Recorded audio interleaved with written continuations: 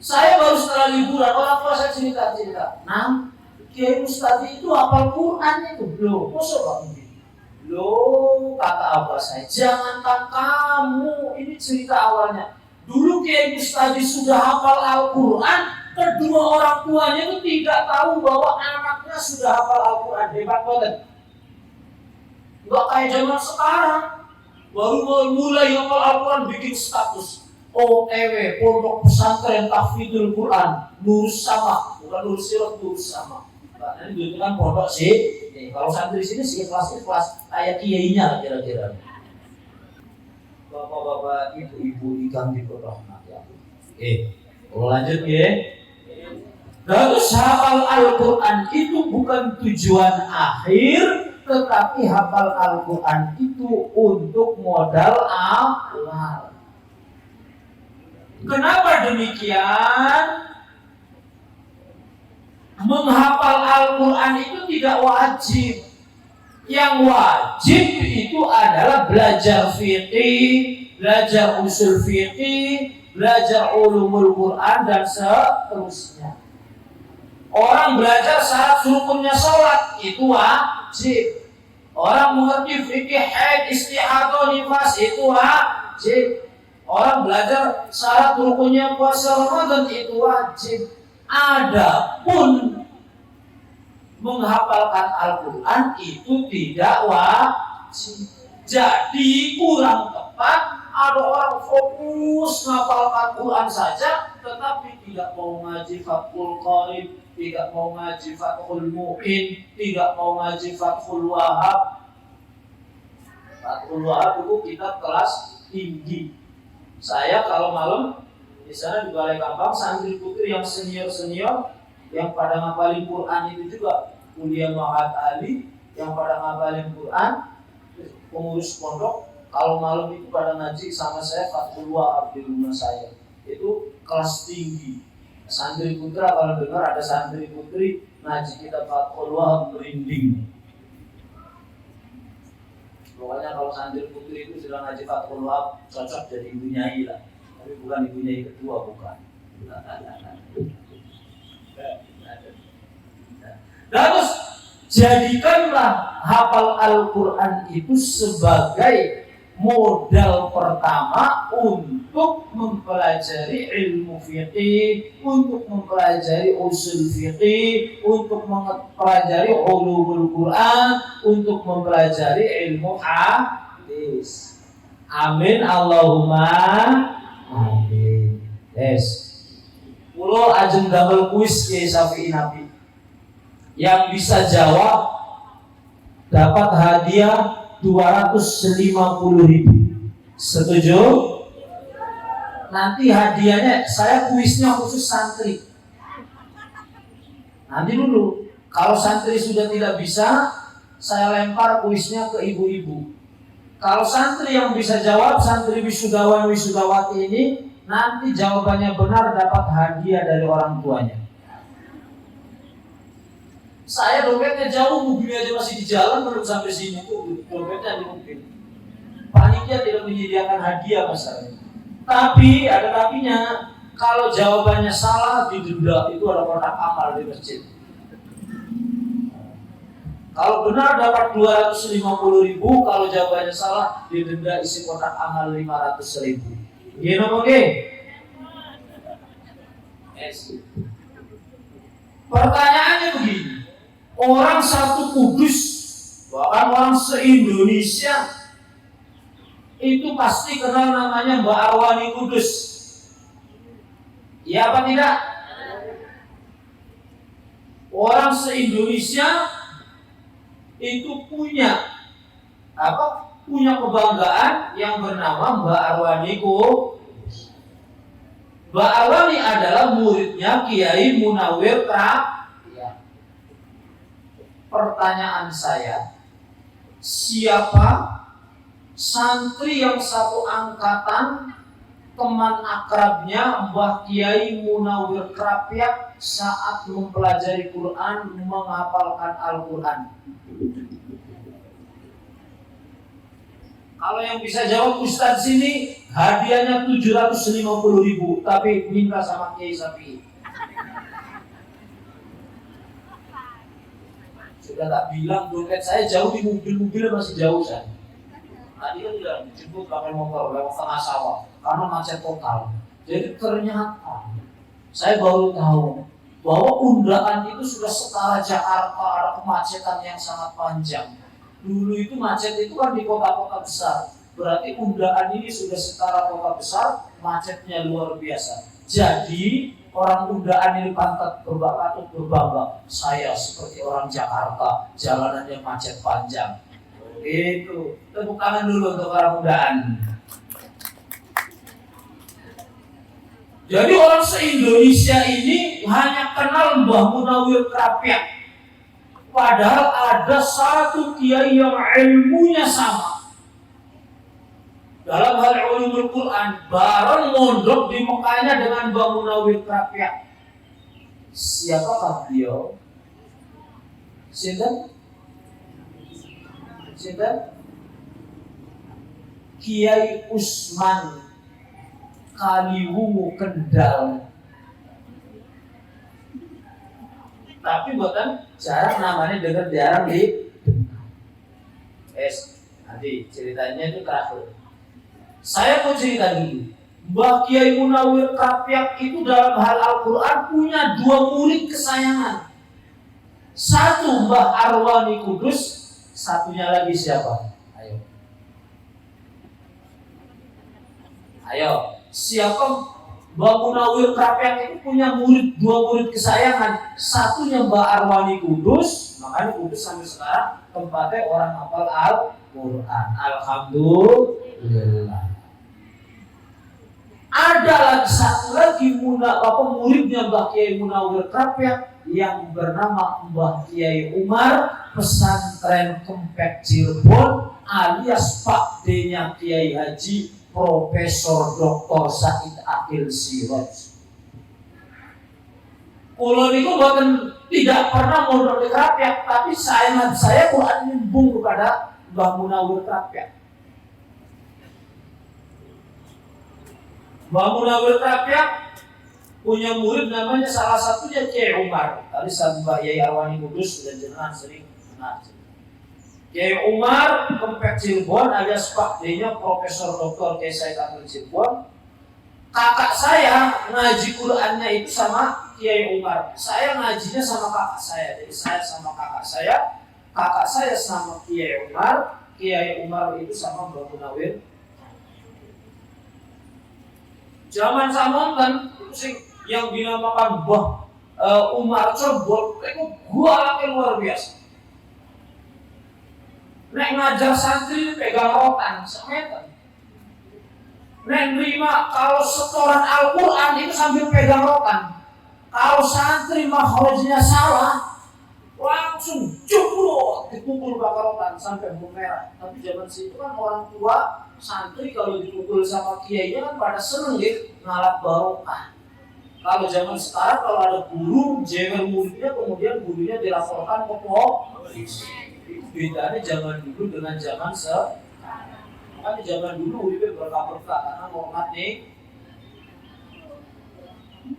Fatihah lawan itu Mbah Umar.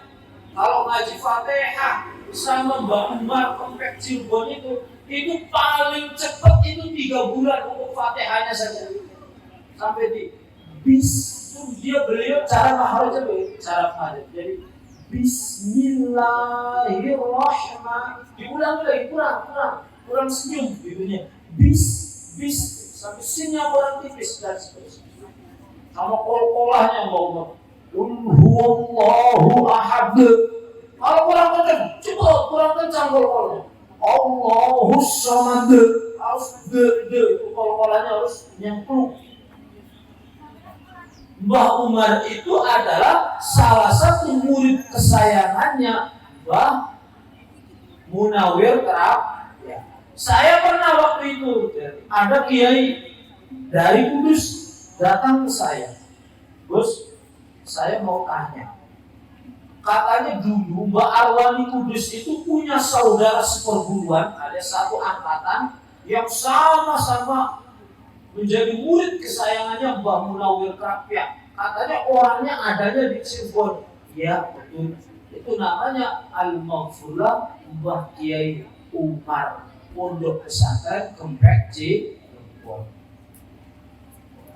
Jadi beliau satu angkatan, Kiai Umar ini satu angkatan kali Kiai Mbah Kiai Anwar. Wow, kembali ke Kiai Usman. Teng Pondok Kaliwungu Kendal, itu Kaliwungu Kudus, mriki wonten di Kaliwungu Kudus nggih. Di Pondok Kaliwungu Kendal itu enten tiyang ingkang ahlul Quran yang bernama Mbah Kiai Usman. Mbah Kiai Usman niku satu angkatan mondoknya bareng dengan Mbah Munawir Krapyak waktu mondok ke Mekah.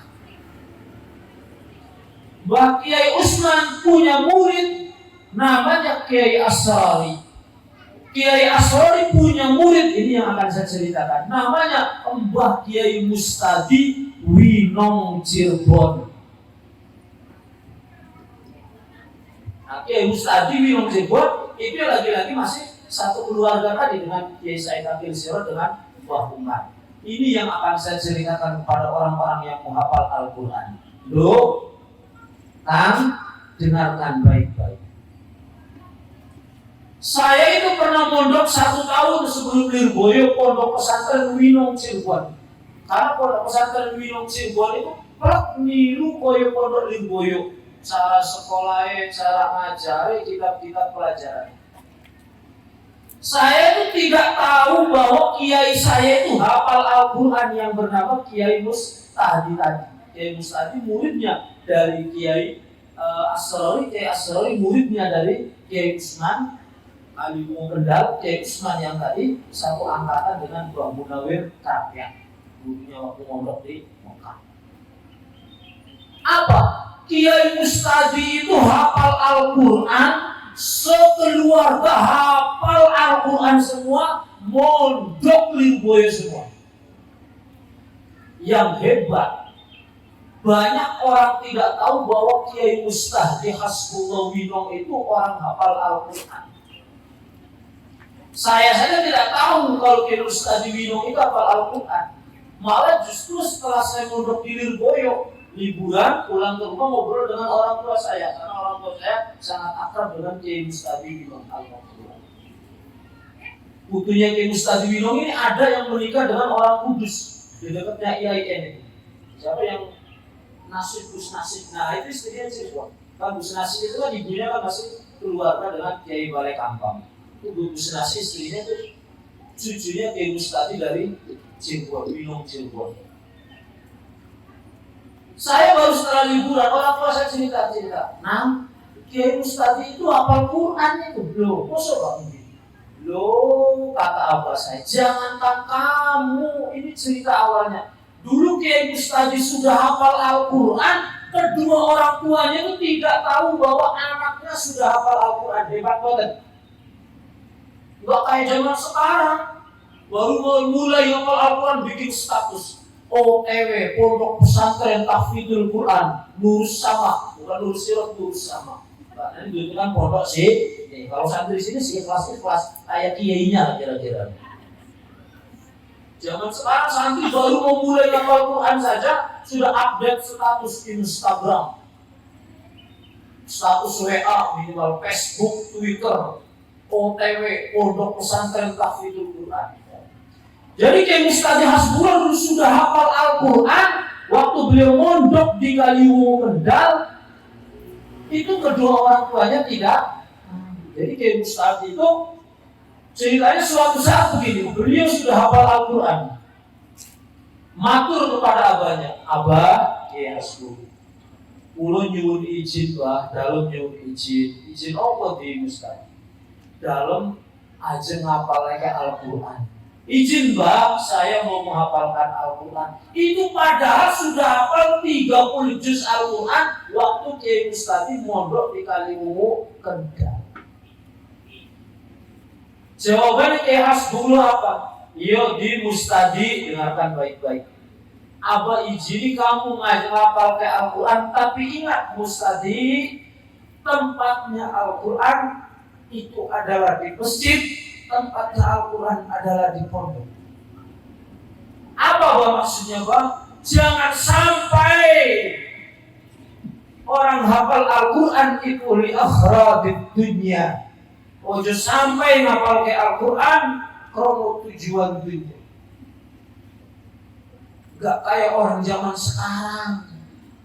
Bawa Al-Quran, bawa lomba televisi tujuannya golek itu, ini golek itu. Padahal Al-Quran itu cuman hafal lafadznya saja. Dawe Kiai Ustaz Ghibah di Panges Dunia itu sudah hafal 30 juz Al-Quran, baru matur sama abahnya. Kedua orang tuanya tidak tahu bahwa anaknya sudah hafal Al-Quran. Bahkan waktu orang mondok tidak ngerti.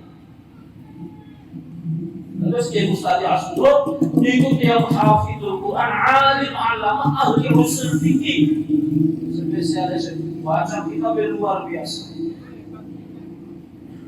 Itu kisah Kiai Ustaz sama putra-putranya Kiai Ustaz Hasbullah. Kiai Ustaz Hasbullah itu dimantu Kiai Irfan. Kiai Irfan itu pendiri Pondok Apik Kalimu Kendal. Karena Kiai Ustaz itu yang alim, yang soleh. Jadi menantunya Kiai Irfan Kalimu Kendal. Anaknya semua itu hafal Al-Quran, lanang wadon. Ahli maca kitab babe. Putra-putranya itu apa? Si putra yang laki-laki semua hafal Al-Quran, alim boy. Bahkan baru ini setahun yang lalu salah satu putrinya Kiai Ustaz yang boykot itu kan menikah dengan boy Cak Sahid itu. Cak Sahid. Ustaz. Itu hebat. Saya sendiri waktu mondok di Lirboyo itu tidak ngerti bahwa putra-putranya Kiai Ustaz itu sudah pada hafal Al-Quran. Inilah menyembunyikan hafalan Al-Quran.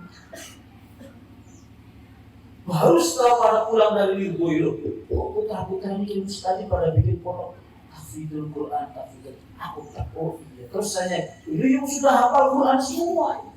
Baca Quran, hafal Quran jalan. Macam kita beja, kita ada nyambung kali daun Mbah Munawir Rapiak. Nih santri-santri kalau nek pada hafal Al-Quran, mingguin nama mau ora usah dikasih Al-Hafid nang.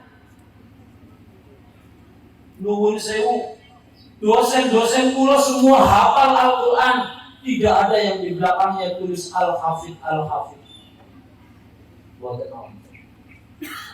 Dan jenengan ngertos Profesor Dr. Said Akil Sirot saatnya lulus doktor itu harus hafal Al-Quran.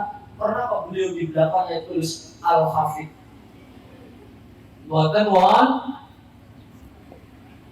itu termasuk bagian daripada tawa. Yang zaman sekarang ini belum hafal juz amma mau ditulis belakangnya Al-Hafid. Apalagi kalau yang namanya Hafid, Ustadz Hafid Al-Hafid.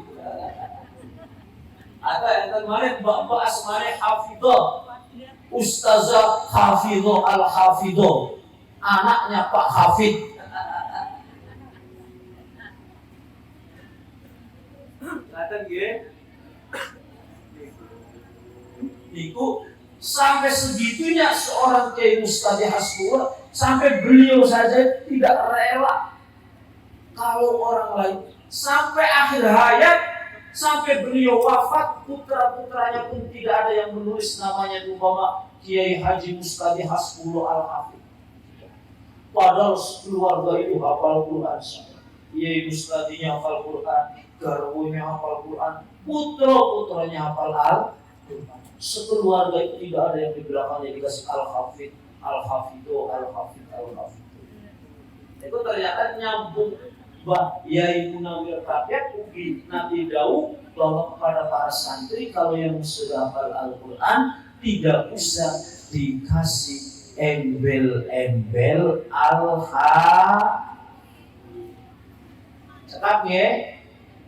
Cekap ya. Dan terus monggo sebagai penutup saya ajak kepada para santri yang baru khataman, baik putra maupun putri, jangan berhenti di sini. Ilmu itu luas. Imam Ibnu Arabi wonten ing kitab Qanunut Ta'wil. Imam Ibnu Arabi itu ada dua. Ada Imam Ibnu Arabi yang ahli tasawuf. Imam Ibnu Arabi ahli tasawuf itu kuburannya ada di Damaskus, Syria. Ada Imam Ibnu Arabi yang faqih, ahli fiqih, ahli ilmu Quran, yang kuburannya berada di kota Fes, Maroko. Dulu saya sering ke sana. Namanya sama, Muhammad bin Abdullah bin Muhammad Ibnu Arabi. Keduanya sama-sama dari Andalusia, Spanyol, seperti pengarang kitab Alfiyah Ibnu Malik. Cuma dua-duanya sama dari Spanyol, yang satu hijrahnya ke negara Syria, yang satu hijrahnya ke Maroko. Jadi namanya sama, Muhammad bin Abdullah bin Muhammad. Para ulama berpendapat bagaimana untuk membedakan Ibnu Arabi yang dikuburkan di Syria dengan Imam Ibnu Arabi yang dikuburkan di Maroko. Jawabannya apa? Yang terakhir yang di Maroko itu terakhirnya ada nama Al-Ma'afiri. Jadi kalau sampai baca kitab Muhammad Ibnu Arabi Al-Ma'afiri, itu berarti Muhammad Ibnu Arabi kampus sarane wonten Maroko. Kalau Muhammad Ibnu Arabi tanpa Al-Ma'afiri niku Imam Ibnu Arabi kampus sarane wonten teng Damaskus. Napa pendapat Imam Ibnu Arabi wonten ing kitab Qanunut Ta'wil? Apa yang dikatakan oleh Imam Ibnu Arabi dalam kitabnya Qanunut Ta'wil? Al-Quran itu adalah sumber ilmu dan pengetahuan. Masih terdapat ribuan macam ilmu pengetahuan di dalam Al-Quran yang belum bisa digali oleh otak manusia. Maknanya apa? Itu motivasi untuk para pencari ilmu. Teruslah hafal Al-Quran, pelajarilah Al-Quran, pelajarilah ulumul Quran, galilah ilmu-ilmu pengetahuan yang berada di dalam Al-Quran.